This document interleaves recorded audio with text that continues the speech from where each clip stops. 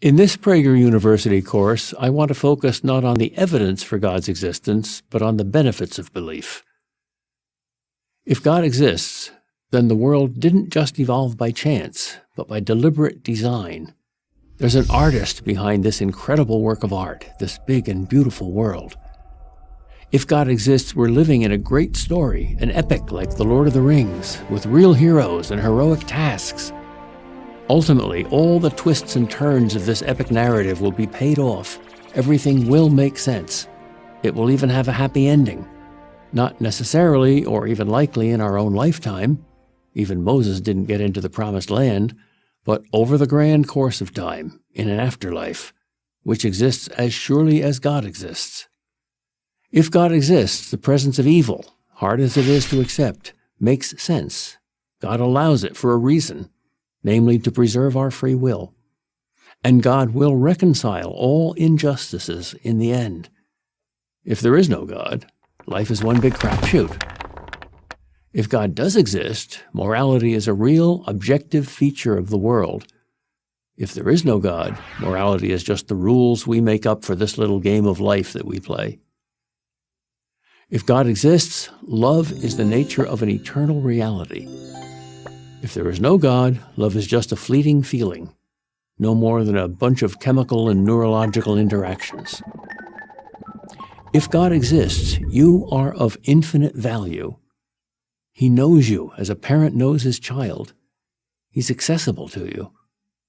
If there is no God, each of us is as insignificant as a rock on an unknown planet. If God exists, death is conquered, because if there is a God, there is a reality outside of space and time.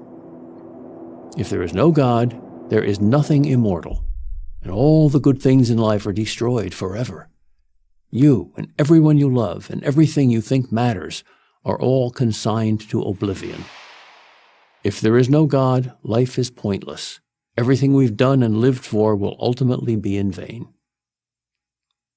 Can I prove with an absolute certainty that God exists? I can make the case that overwhelming evidence suggests that he does, but no, I can't prove that he exists with absolute certainty. That's likely part of his plan. God deliberately doesn't give us absolute proof, so that we're free to choose or not to choose to believe in him.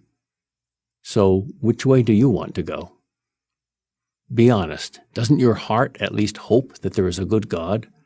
A transcendent validator of love and all the highest human values? Of course it does. Why would anyone not wish that life has some ultimate purpose, that good and evil are real, that there is ultimate justice, that our love for others means something?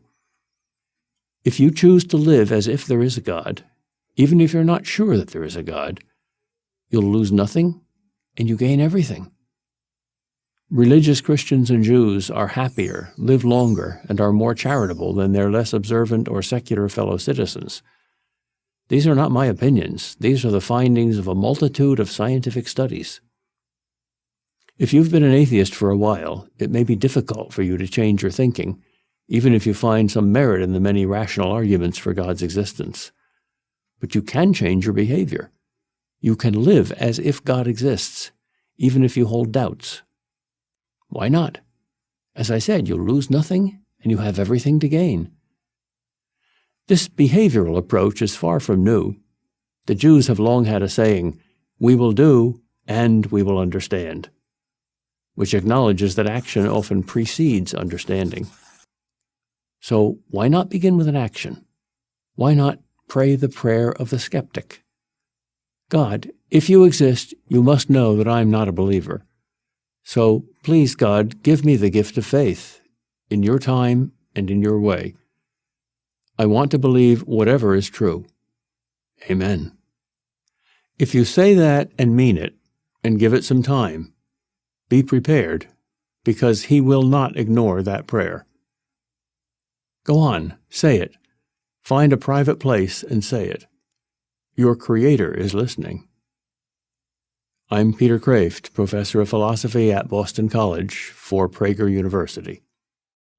To subscribe to our YouTube channel, click here. To help keep our videos free, donate here.